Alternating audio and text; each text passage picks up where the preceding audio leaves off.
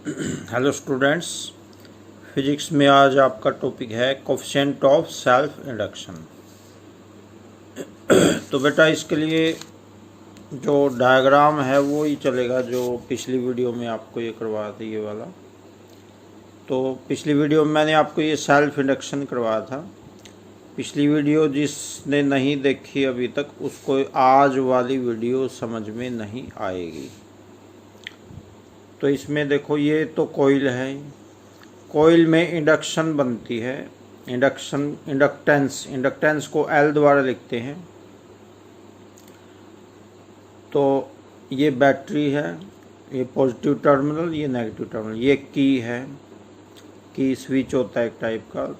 Press करेंगे switch on हो जाएगा और ऊपर करेंगे रिलीज करेंगे तो स्विच ऑफ हो जाएगा।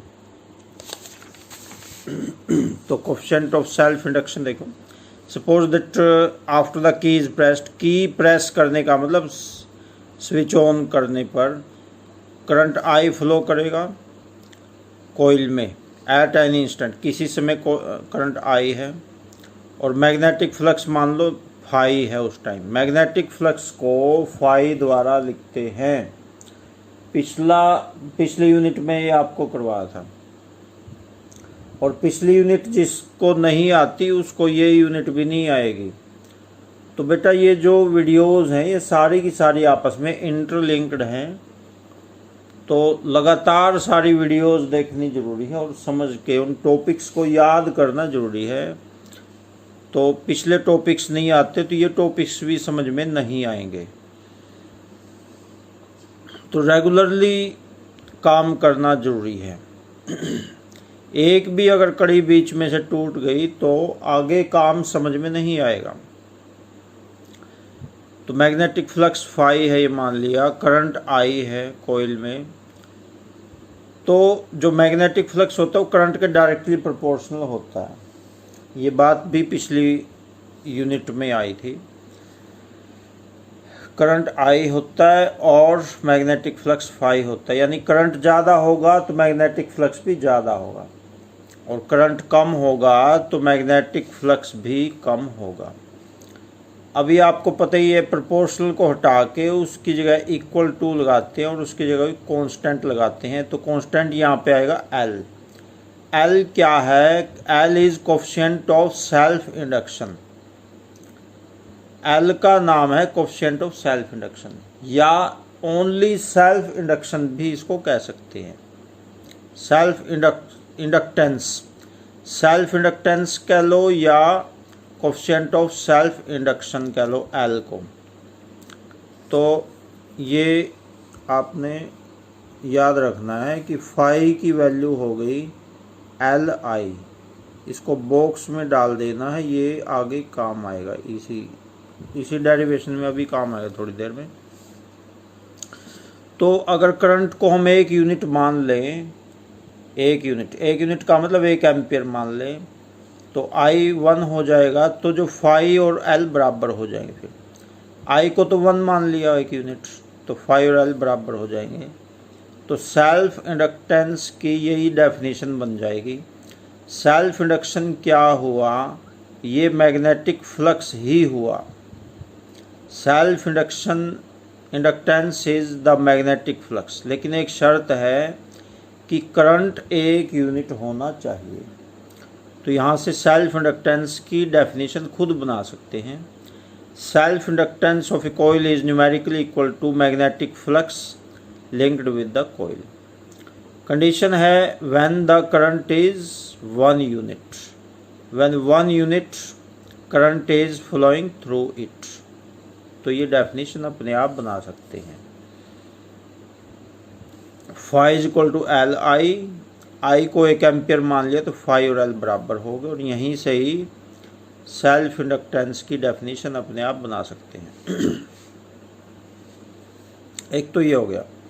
अब नेक्स्ट देखो, इस टॉपिक को 2 पार्ट्स में करके कर लो। एक तो यहाँ तक हो गया, ये वाला यहाँ तक, और एक पार्ट फिर ये आ गई, ये वाला समझ लो, ये वाला, ये अलग पार्ट समझ लो।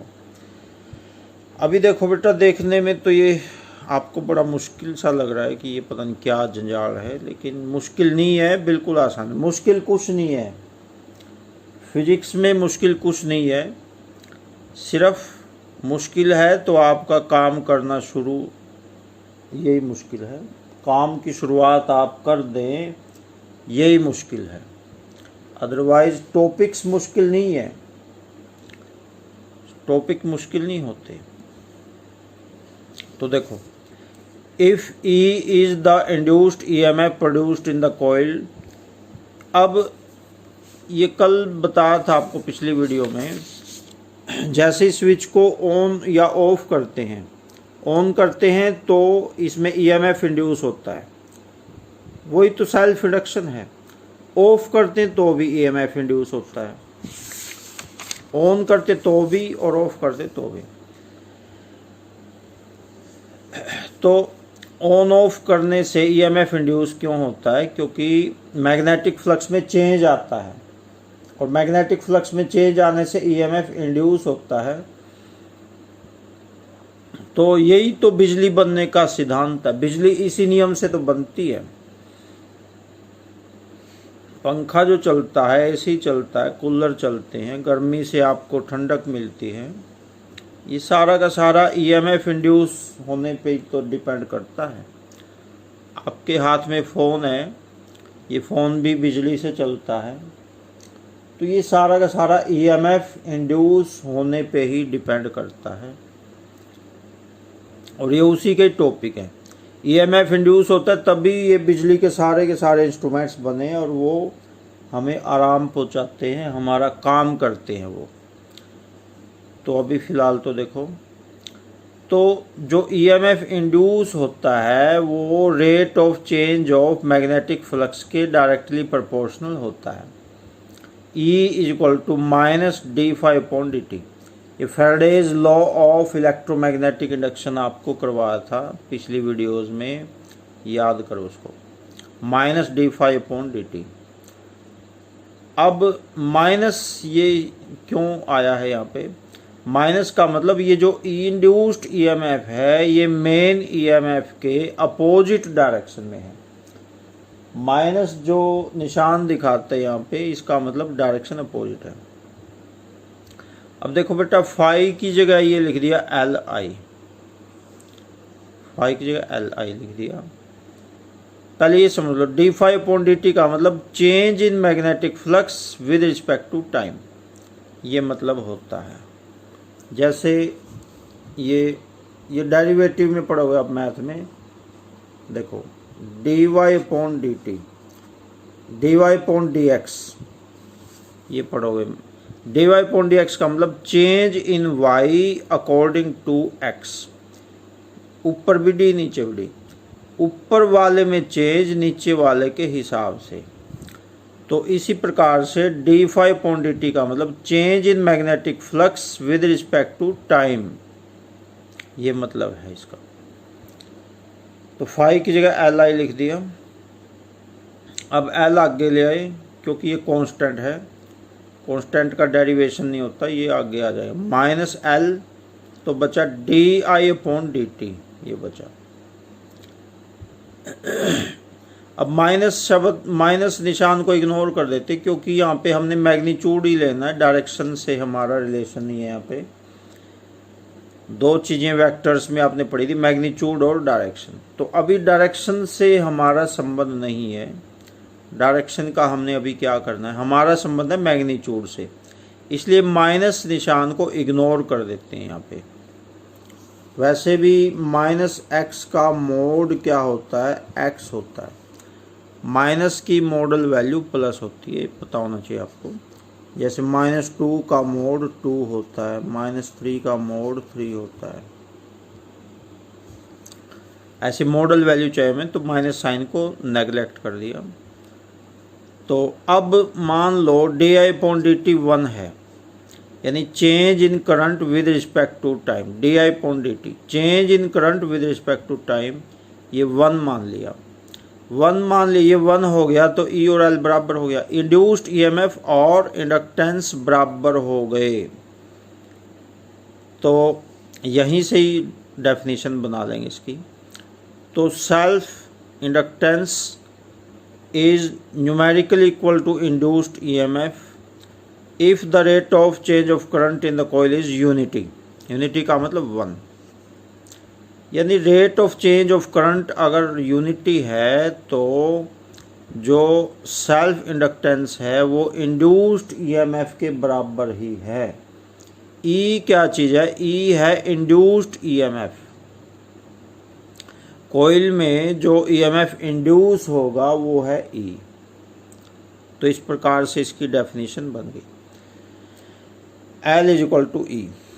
एक बार और समझ लो, L is equal to E, लेकिन शर्त है कि di/dt 1 होना चाहिए। तो self inductance is equal to induced EMF if rate of change of current with respect to time is 1। ये बना लेंगे अपने आप। अब बेटा इसकी ऐसा यूनिट, सेल्फ इंडक्टेंस की यूनिट होती है हेनरी, ऐसा यूनिट, ये याद रखना, 1 नंबर का क्वेश्चन आ जाता है कई बार। म्यूचुअल इंडक्टेंस की भी यूनिट हेनरी ही होती है। इंडक्टेंस कोई भी हो उसकी यूनिट हेनरी होती है, एच द्वारा लिखते हैं। अब हेनरी की डेफिनेशन अलग से बनाएंगे। हेनरी की डेफिनेशन कैसे बनाएंगे? देखो, एल का यहाँ पे एल का फॉर्मूला बना लेंगे। एल के साथ जो कुछ उधर जाएगा, एल के साथ ये d/dt ये उधर जाके नीचे बैठेगा। L is equal to E upon di/dt, di/dt। ये आ गया L की वैल्यू। अब यहाँ से हेनरी की डेफिनेशन बनाएंगे। बिल्कुल आसान है, अपने आप बना सकते हैं। हेनरी, L की जगह हेनरी लिख दो। इस फॉर्मूले में L की जगह हेनरी लिख दे, 1 हेनरी। E की जगह 1 वोल्ट लिख दिया और di/dt बन गया 1 एम्पियर पर सेकंड, क्योंकि टाइम तो सेकंड होता है, I एम्पियर होता है। तो सब की जगह ये लिख देते हैं। L की जगह तो लिख देंगे 1 हेनरी, L की जगह लिख दिया है 1 हेनरी। और EMF E की जगह लिख दिया 1 वोल्ट, 1 वोल्ट। और di/dt की जगह लिख दिया 1 एम्पियर पर सेकंड।